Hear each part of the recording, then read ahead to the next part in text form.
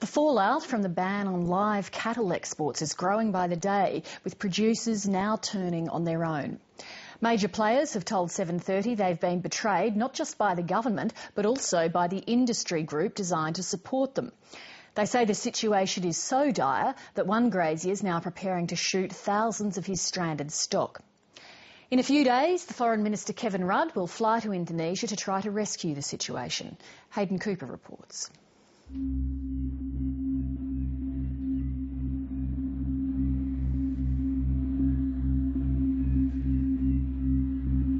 I can't emphasise it clearly enough. It is a disaster happening at the moment.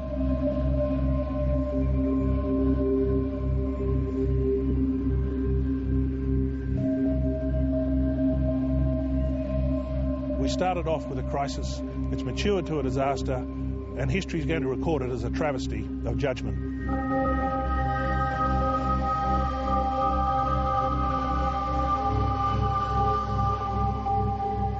For someone that's been in business for 40 years and believes I'm a conciliatory person, I communicate, I believe the handling of this situation with one of our major trading partners right on our doorstep has been nothing short of disgusting.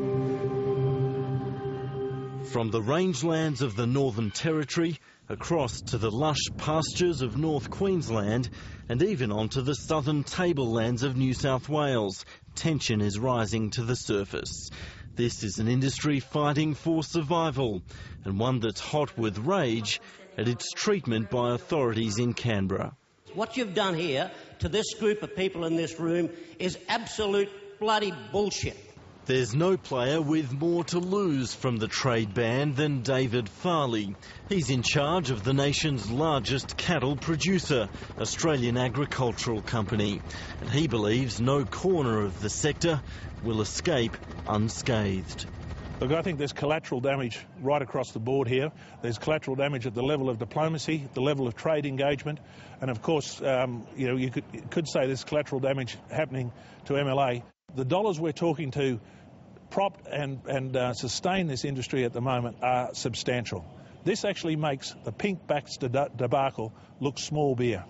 MLA, or Meat and Livestock Australia, has been in damage control for weeks as graziers nationwide ponder a troubling question.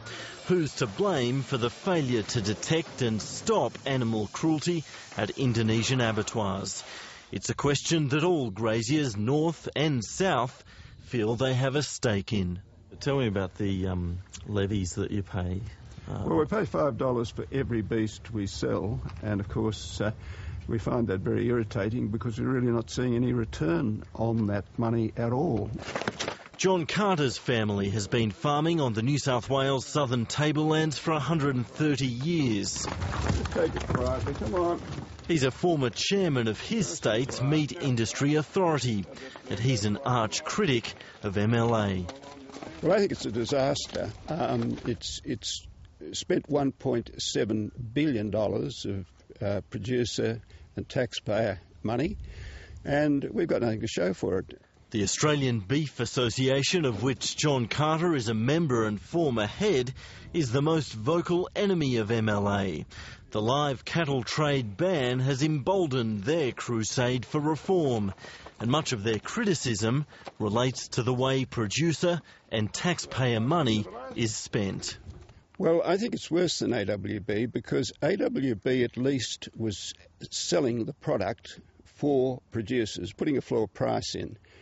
MLA doesn't sell 1 kilogram of beef. It's just really basically a sort of parasite on the sideline. In 2010, MLA reported revenue of $171 million. $82 million was spent on research and development. But it's the recipients of the money that prompt questions of accountability and the fact that grants were paid to companies associated with several MLA directors. For example, director Ian Mars is the Australian CEO of the world's biggest meat processing company, JB Swift. MLA paid Swift Australia $2.4 million for research. Former director Bernard Bindon was an adjunct professor at the University of New England. It received $2.5 million from MLA. And director Lucinda Corrigan is the deputy chair of the Future Farm Industries Research Centre. It was paid almost $800,000. There are several more examples, but critics of MLA don't suggest corruption, just a lack of transparency. Despite the director disclosures, they say not all research projects and their individual costs are available. Is it possible to follow the money? No, it isn't. All we can follow is that about 25% of it, or about 18 million, actually went to companies associated with the directors of MLA. But how it was spent, we do not know, and we believe this is very serious. I think our transparency is intact. I think our investment strategy has been intact.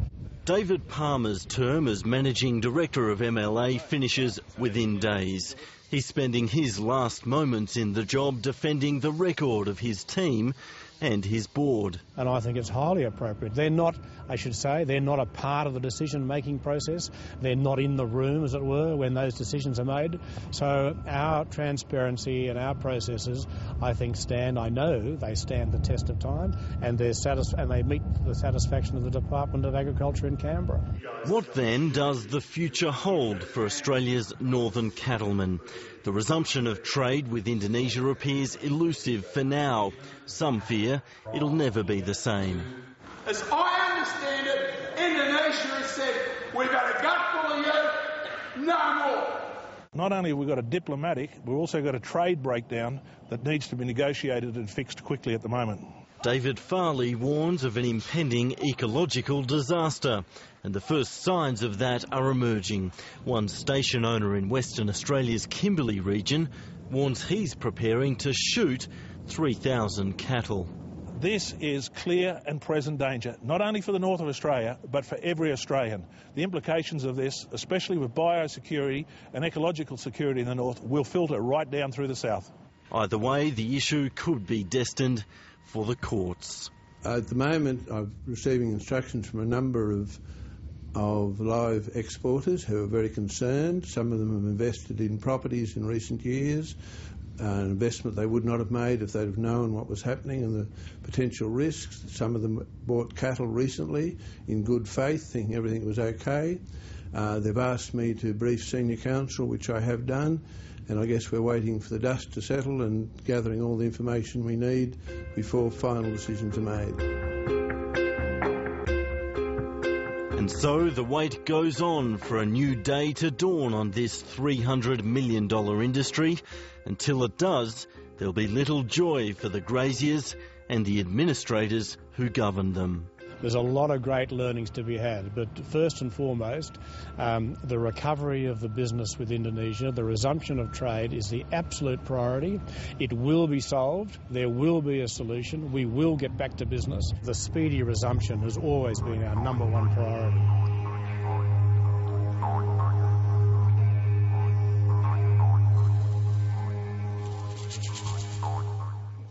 Hayden Cooper reporting.